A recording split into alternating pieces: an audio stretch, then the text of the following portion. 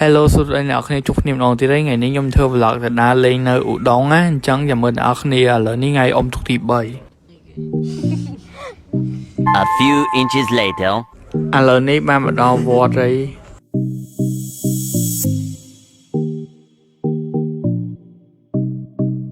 ហើយបន្ទាប់មកយើងក៏ដើរចូលមកក្នុងរៀបចំនំចំណីទឹកអីដើម្បី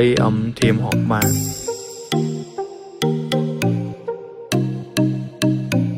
បន្ទាប់ពីយើងហោះបាត់ហើយយើងក៏បានដើរចេញមកក្រៅដើម្បីដើរមើលជុំវិញបរិវេណវត្ត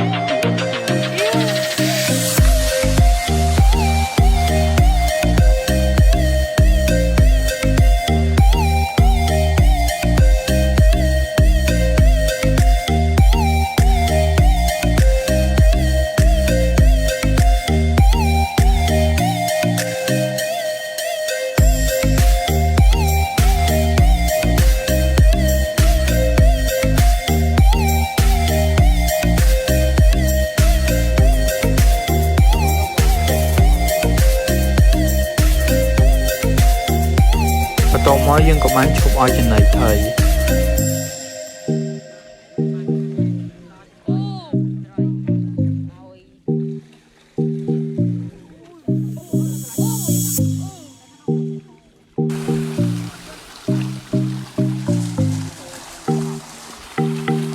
A few minutes later ឥឡូវនេះយើងបានជិះចេញពីវត្តហើយយើងជិះទៅរកអីញ៉ាំ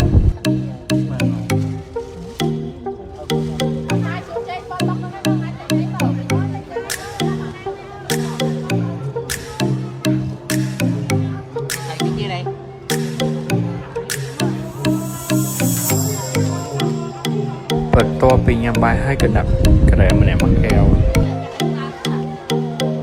ឥឡូវនេះបន្ទាប់ពីញ៉ាំអីហើយជិះទៅវិញអ្នកនរគ្នាអញ្ចឹងខ្ញុំជួបគ្នាវីដេអូក្រោយបាយ